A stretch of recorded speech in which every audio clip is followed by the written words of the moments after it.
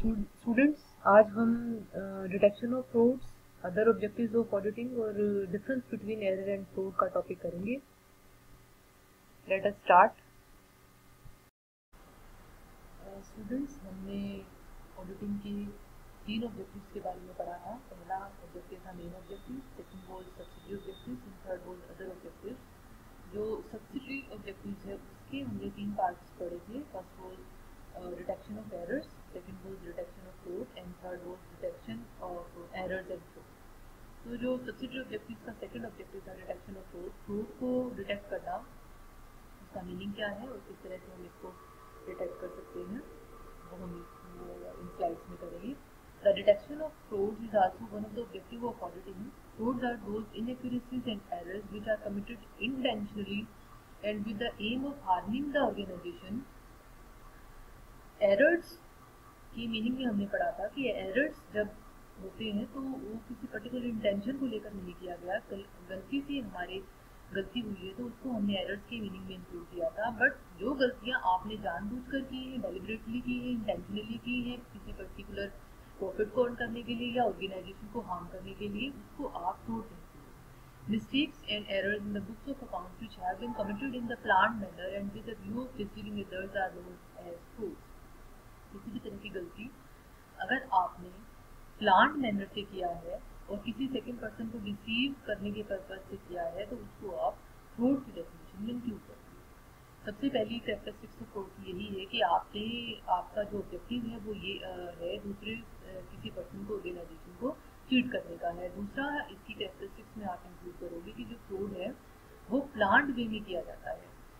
Frauds are always committed by intelligent and scheming people, and hence it is very difficult to detect fraud. It is necessary for the auditor to have a knowledge about the various kinds of fraud. जो fraud है वो intelligent लोगों के द्वारा किया जाता है, क्योंकि अभी हमने किया था कि जो फ्रॉड है उसके लिए प्रॉपर प्लानिंग की जाती है और इसीलिए फ्रॉड को डिटेक्ट करना एरर्स के कंपैरिजन में ज़्यादा टफ होता है। और इससे पहले ऑडिटर एरर्स का फ्रॉड्स का डिटेक्शन करे उससे पहले फ्रॉड्स की डिफरेंट काइंड्स का पता होना चाहिए, डिफरेंट टाइप्स का ऑडिटर को पता होना चाहिए। According to Dixie, the detection of fraud is an important part of the duties of an auditor. An auditor who is able to detect fraud is better than an auditor who is unable to do so. डिक्सी की definition के according जो fraud है उसको detect करना auditor की main important duties में आता है और वो ऑडिटर जो अपनी इस ड्यूटी को पूरा करता है वही अच्छा माना जाता है। Types of fraud, there are 3 types of fraud. First is misappropriation और embezzlement of cash, second is misappropriation of goods, third is manipulation of accounts. Misappropriation of cash में आप इंक्लूड करोगे कैश से रिलेटेड जो आपकी आइटम्स हैं उसमें अगर फ्रॉड किया है तो उसको आप मिस एप्रोप्रिएशन ऑफ कैश में इंक्लूड करोगे। It is much easier to misappropriate cash as compare to goods due to quality of cash being high in volume and low in high in value and low in volume. Goods की misappropriation के comparison में जो cash का miss appropriation है वो ज़्यादा easy होता है, क्योंकि उसकी वैल्यू भी ज़्यादा होती है और उसको ईजिली स्टील किया जा सकता है। Hence, the person committing the fraud is most interested in the embezzlement of cash. It is very easy to smuggle cash out of the business, and it cannot be detected even by the watchman at the gate. And whereas in case of smuggling out goods, the chances of getting caught out much higher as compared to the chances of getting away with it. जैसे कि हमने first line में किया था कि cash की smuggling करना ज़्यादा इजी होता है, वॉचमैन भी उसको इजीली डिटेक्ट नहीं कर सकता इन कंपैरेटिव टू गुड्स। गुड्स को अगर स्मगलिंग करता है, चोरी करता है एक कोई भी पर्सन, तो उसको इजीली पकड़ा जा सकता है। अब हम बात करेंगे कि मिस एप्रोप्रिएशन ऑफ कैश की किन किन तरीके से हो सकती है। अगर फ्रॉड आपका कैश के बारे में हुआ है तो किस तरह से इसका मिस एप्रोप्रिएशन हो सकता है, इसके बारे में ऑडिटर को पता होना चाहिए। कौन कौन से ऐसे तरीके हैं जिससे आप कैश की मिस एप्रोप्रिएशन कर सकते हैं। First है note recording extraordinary receipts of cash in the books of accounts and calculating with the same। Cash की कुछ रिसिप्ट हुई ऑर्गेनाइजेशन में और अकाउंटेंट ने या जिस पर्सन की रिस्पॉन्सिबिलिटी थी उसको रिकॉर्ड करना, उसने रिकॉर्ड नहीं किया और कैश को रख लिया अपने पास। Second one is embezzling cash by not recording cash sales in the books of accounts. आपने सेल की कैश में लेकिन उसको भी आपने रिकॉर्ड नहीं किया और कैश को अपने पास रख लिया। Showing the goods sent on sale or return basis or QVP as written as embezzling the cash received for the same। Sales return basis पर अगर आपने सेल्स किया था और रिटर्न आ गई है और आपने उसकी एंट्री नहीं की है तो भी आपका मिस एप्लीकेशन कैश में आप इसको इंक्लूड करेंगे। Making fictitious entries in the customers account relating to discounts returns bad debts and embezzling cash received from them. अगर आपने कोई फिक्टिशियस एंट्रीज की हैं कस्टमर्स के अकाउंट से रिलेटेड में तो उसको भी आप मिस एप्लीकेशन ऑफ कैश में इंक्लूड करोगे। जैसे कि आपने सेल तो किया है फुल अमाउंट में लेकिन आपने वो अकाउंट्स में डिस्काउंट्स में शो किया है, बेडेट्स आपने शो किया है, तो ये भी आपका एक तरीका है कैश की स्मगलिंग का। Juggling receipts embezzling the amount received from a debtor and recording the cash received from another debtor in his account and cash received from the third debtor into the second debtor's account. This is also referred to as lapping और teeming and lading. In this way, a certain sum of money always remains in the hands of embezzlers। इस case में क्या होता है कि accountant क्या करता है कि एक डेटर से जो अमाउंट मिला है उसको उसी डेटर के अकाउंट में एंट्री करने की बजाय किसी सेकंड जो डेटर है उसके अकाउंट में उसकी रिसिप्ट की एंट्री करता है और सेकंड डेटर से जो अमाउंट मिला है उसकी एंट्री आप थर्ड डेटर्स के अकाउंट में करते हो। इसको लैपिंग भी कहते हो आप, टीमिंग एंड लेंडिंग भी कहते हो। तो ये भी एक मेथड है कैश एम्बेजलमेंट का। Stealing cheques and other negotiable instruments. Organisation से अकाउंटेंट अगर ब्लैंक चेक चोरी कर लेता है और इसको आप कैश की चोरी में इंक्लूड करोगे। Embezzling the income earned by the organization and showing the same as still receivable। Next is making entries for past donations and charity or embezzling the funds। Next is not recording the receipts from sale of old and non-usable goods in the books of accounts। for example sale of old newspapers। जो आपका 7th point है उसमें ये कहता है कि embezzling the income earned by the organization showing the same as still receivable। Cash आपको receive हो गया, इनकम अर्न हो गई है लेकिन आपने अभी भी उसको रिसीवेबल में शो किया है। गलत डोनेशन आपने शो की है, आपने चैरिटी नहीं की, डोनेशन आपने नहीं की, फिर भी आपने उसको अपने अकाउंट में as a charity donation show किया है। आपने अगर किसी ओल्ड आइटम की जैसे ओल्ड न्यूज़पेपर्स की सेल की है उससे जो अमाउंट आपको रिसीव हुई है और उस रिसीव्ड अमाउंट की आपने अपने अकाउंट्स में एंट्री नहीं की है तो इसको भी आप एम्बेजलमेंट ऑफ कैश में इंक्लूड कर सकते हैं। Note showing A loan received in the books of accounts. आपने कोई लोन रिसीव किया है उसके अमाउंट को अकाउंट में शो नहीं किया, उस लोन के अमाउंट को आपने अपने पास रख लिया। लेकिन pass bills for purchase of goods and other expenses and embezzling cash. Bills आपने गुड्स परचेज की, बिल्स की पेमेंट आपने गलत शो की है और जो दूसरे एक्सपेंसेस हैं उसको आपने गलत शो किया है। कहने का मतलब है कि अगर आपने बुक्स में ज़्यादा एक्सपेंसेस शो किए हैं एक्चुअल में आपने कम एक्सपेंसेस पे किए हैं तो इसको भी आप एम्बेजलमेंट ऑफ कैश में इंक्लूड करोगे। Embezzling the amount of wages by entering the maximum possible fictitious name in the wage sheets for the payment of wages. ऐसे वेजर्स, ऐसे वर्कर्स जो आपके ऑर्गेनाइजेशन में है ही नहीं फिर भी आपने उनका नाम अकाउंट्स में एंटर किया, वेज शीट्स में आपने उनकी एंट्री की और उनकी वेजेस की पेमेंट की जो एंट्रीज है वो आपने शो की, ये भी आपका एम्बेजलमेंट ऑफ कैश में आता है। In order to detect embezzlement of cash, the auditor should examine every receipt of cash and voucher of every cash payment in detail। जो embezzlement of cash की डिटेक्शन अगर एक ऑडिटर करना चाहता है तो उसके लिए ऑडिटर को कैश की हर एक रिसिप्ट और हर एक वाउचर की जो पेमेंट की जो का जो वाउचर है उसकी डिटेल में स्टडी उसको करनी होगी। वाउचर क्या होता है? वाउचर आपका फिजिकल डॉक्यूमेंट है जिसकी हेल्प से आपने कोई ट्रांजेक्शन की है। He should tally the invoice of every sale and purchase with the cash book and in case of there being any suspicion apply all such techniques as he deems fit।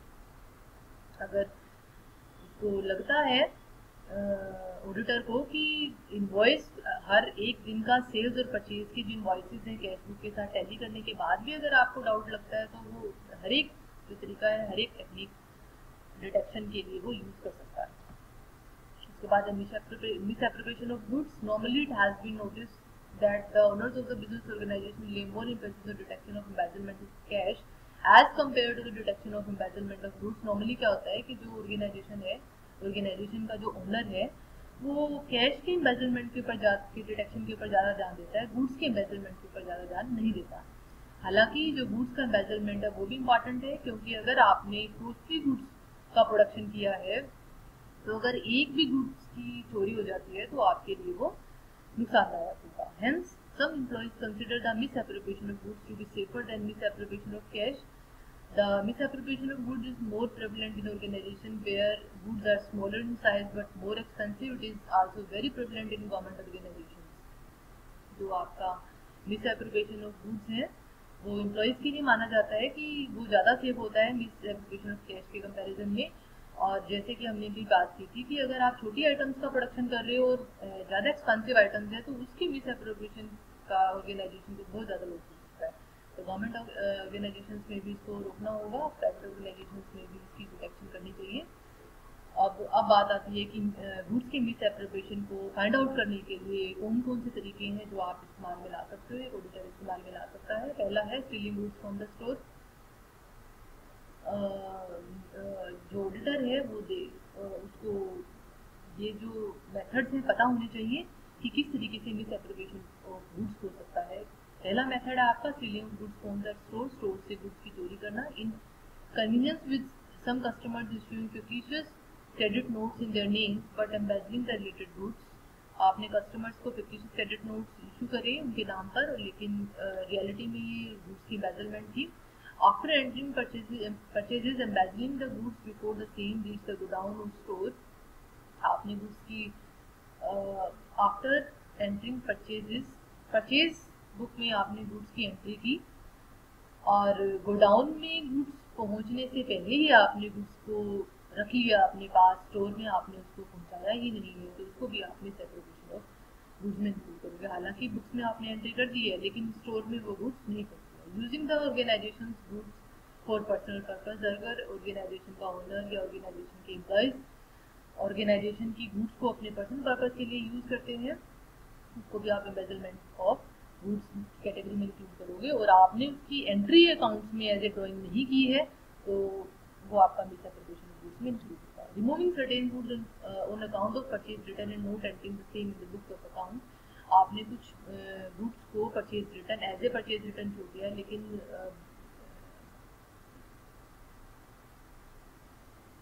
आपने कुछ goods को as a purchase return remove किया लेकिन उसकी entry आपने books में नहीं की। Not entering the goods received as sales return in the books of accounts and embezzling the same. इसी तरीके से आपने सेल्स रिटर्न पर जो गुड्स आपको रिसीव हुई है उसको आपने बुक्स में एंटर नहीं किया, वो गुड्स आपने अपने पास रख ली हैं और उसको आप एम्बेजलमेंट ऑफ गुड्स की कैटेगरी में इंक्लूड करोगे। Next is detection of misappropriation of goods is very difficult. In order to detect cash defalcation, the auditor has to examine the cash book in detail along with the salesman's report and the receipt counterfoils। अभी हमने बात की थी कि जो misappropriation of goods है वो उसका डिटेक्शन करना ज़्यादा टफ होता है in comparison to cash misappropriation.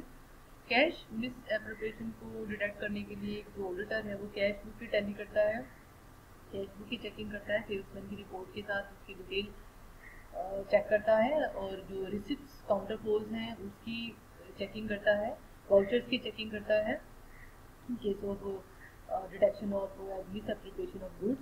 In the same manner, in order to detect the misappropriation of goods, he has to evolve an appropriate control technique on the movement of goods. The misappropriation of goods can be checked through the use of an organized accounting system, adequate controls on purchase and sales, and adoption of system of periodic inspection of goods. Auditor को पता होना चाहिए goods की control का जो system है वो क्या है आपके ऑर्गेनाइजेशन में, गुड्स की मूवमेंट का जो सिस्टम है वो क्या है और हर एक स्टेज पर गुड्स जब मूव करती है तो आपका वहाँ पर अकाउंटिंग सिस्टम क्या है, आपका गुड्स की परचेज और सेल के ऊपर कितना कंट्रोल है और गुड्स की स्टोर में और बुक्स में जो आपने एंट्री की है, स्टोर में जो गुड्स अवेलेबल है उनकी पीरियोडिक इंस्पेक्शन का कोई सिस्टम आपके ऑर्गेनाइजेशन में है या नहीं है। तो ये सारी बातें एक ऑडिटर को पहले पता होनी चाहिए। उसके बाद आता है manipulation of accounts. The accounts can be manipulated by embezzling goods और cash. The misappropriation of goods and cash is usually committed by lower level employees, whereas manipulation of accounts is usually done by the managers, owners और other responsible officers of the organisation. जो misappropriation of cash और goods के बाद accounts की misappropriation की बात हम करेंगे।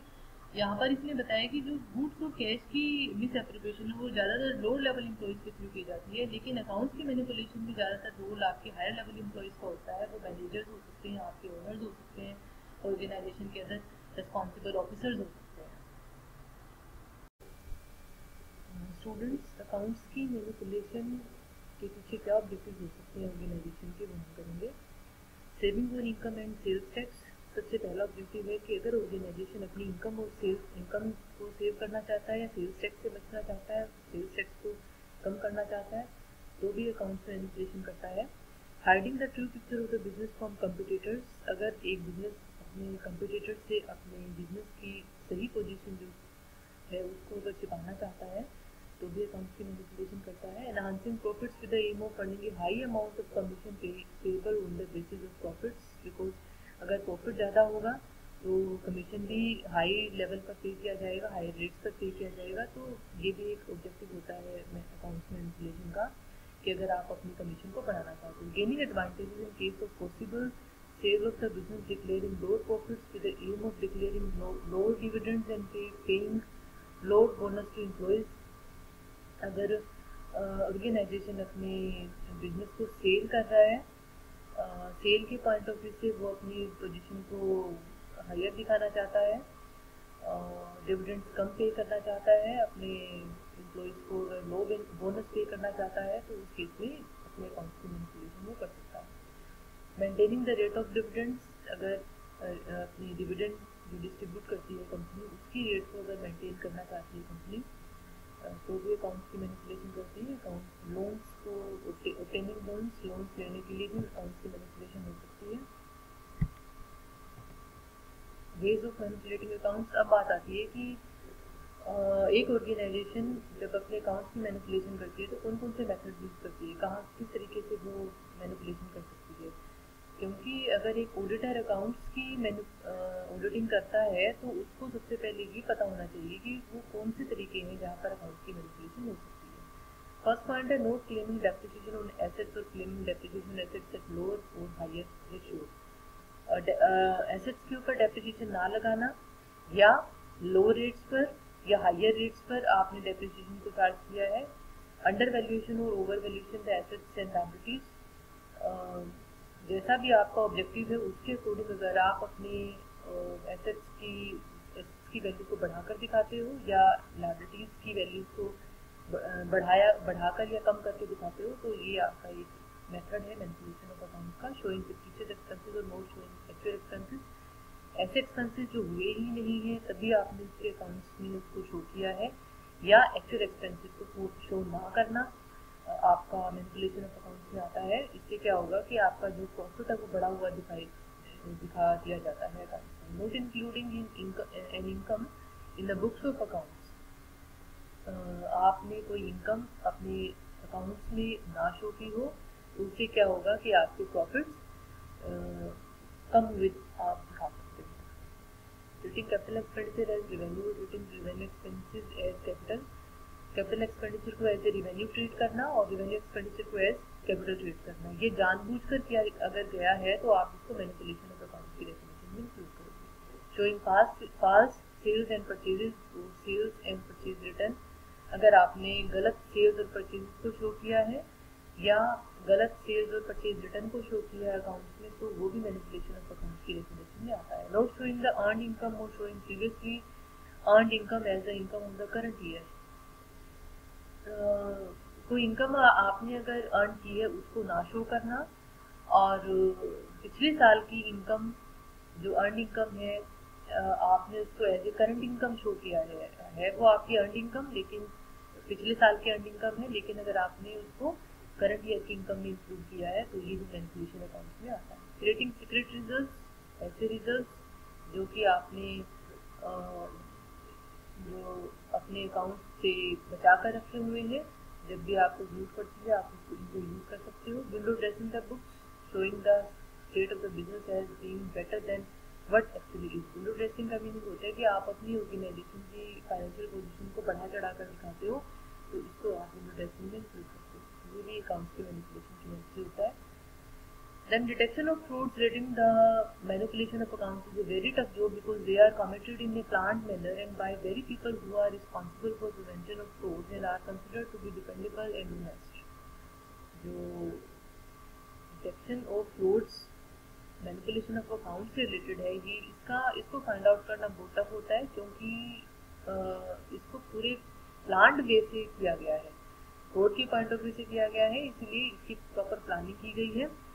और आप उन लोगों के ऊपर रिस्पॉन्सिबल होते हो who are responsible for prevention of frauds and are considered to be dependable and honest। आप उन लोगों के ऊपर डिपेंड होते हो यहाँ पर जो फ्रॉड्स की प्रिवेंशन के लिए रिस्पॉन्सिबल होते हैं organisation. In order to detect such frauds the auditor should duly vouch and verify all the assets. इस तरह के फ्रॉड्स की डिटेक्शन के लिए एक ऑडिटर की ड्यूटी बनती है कि वो वाउचर्स की भी चेकिंग करे और एसेट्स को वेरीफाई करे। Vouching and verification are the bloodhound of the auditors with the help of which he can detect frauds. Verification और वाउचिंग को ब्लड हाउंड बताया है यहाँ पर ऑडिटर के, क्योंकि ये फाइनल एक टूल है ऑडिटर का कि जब कहीं पर भी उसको नहीं पता चलता कि कैसे कहाँ पर फ्रॉड हुआ है तो जो फिजिकल वेरिफिकेशन है डॉक्यूमेंट्स की वो करता है। जो इनिशियल स्टेज पर आपके डॉक्यूमेंट्स हैं जिसमें वाउचर्स इंक्लूड करते हो, आप बिल्स इंक्लूड करते हो और उनकी वेरिफिकेशन होती है।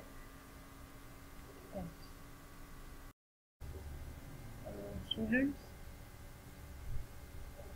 Detection of frauds and detection of errors के बाद जो थर्ड ऑब्जेक्टिव है थ्री ऑब्जेक्टिव्स में, वो आपका prevention of frauds and errors कि आपने एरर्स और फ्रॉड्स को डिटेक्ट कर लिया है, अब आप उसको प्रिवेंट कैसे करोगे। It is impossible for the auditor to put a complete end to all frauds and errors. However, due to the moral pressure exerted by the auditors, frauds and errors can be reduced to a large extent. पूरी तरीके से frauds और errors को ख़त्म करना तो impossible है auditor के लिए, लेकिन फिर भी एक मोरल प्रेशर डाल सकता है ऑडिटर के इंटरनल स्टाफ के ऊपर। बहुत हद तक जो इंटरनल स्टाफ है उनके ऊपर एक मोरल प्रेशर पड़ता है कि उनको पता है कि जो वो काम करेंगे उसकी वेरिफिकेशन, उसका एग्जामिनेशन एक ऑडिटर करेगा बाद में, तो कुछ हद तक फ्रॉड और एरर्स को रोका जा सकता है। The auditor while auditing the books should keep in mind the kind of frauds and errors that are usually are found in the books of accounts and should examine each transaction in the books of accounts from the moral perspective। Auditor जब भी auditing का काम करता है तो उसको जो commonly जो एरर्स और फ्रॉड्स होते हैं ऑर्गेनाइजेशन में, उसको दिमाग में ध्यान में रखते हुए उसको अपना ऑडिटिंग का काम करना चाहिए। हर एक अकाउंट्स की जो हर एक ट्रांजेक्शन है उसकी वेरिफिकेशन, उसका एग्जामिनेशन उसको करना चाहिए। A good and strong system of internal check plays a very important role in the prevention of frauds and errors. अगर आपका इंटरनल चेकिंग सिस्टम स्ट्रॉन्ग है तो आपके ऑर्गेनाइजेशन में जो फ्रॉड्स हैं और एरर्स हैं वो बहुत कम होंगे। बहुत इंपॉर्टेंट रोल प्ले करता है आपका internal checking system. In fact, the prevention of frauds and errors is in the hands of the employees, and the auditor can only give suggestions so as to reduce frauds and errors to a great extent।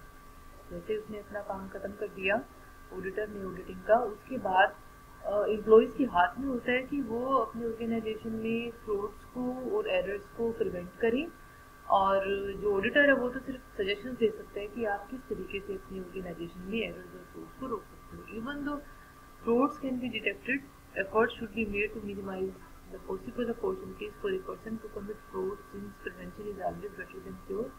Frauds का detection करना ज़्यादा tough होता है errors के मुकाबले, लेकिन फिर भी एक ऑडिटर है अपने एफर्ट्स की हेल्प से उनको रोक सकता है अपना। तो इसलिए यहाँ पर इसने कहा है कि जो प्रिवेंशन है that is better than cure. Sometimes frauds are committed so cleverly and intelligently that it becomes extremely difficult to detect them. कई बार जो फ्रॉड्स है इतनी प्लानिंग वे से किए होते हैं, क्लेवरली इंटेलिजेंटली किए होते हैं कि उनको डिटेक्ट करना बहुत मुश्किल होता है। However, if the auditor examines the transactions in detail, such frauds can be detected to a large extent. This is one of the objectives of getting the accounts auditor. Auditor की duty बनती है कि वो organisation में हर एक transaction का examination करे, और जिसकी वजह से बहुत हद तक फ्रॉड का डिटेक्शन किया जा सकता है, और ये मेन ऑब्जेक्टिव होता है ऑर्गेनाइजेशन में जब ऑडिटर अपने अकाउंट्स की आपके अकाउंट्स की ऑडिटिंग करता है।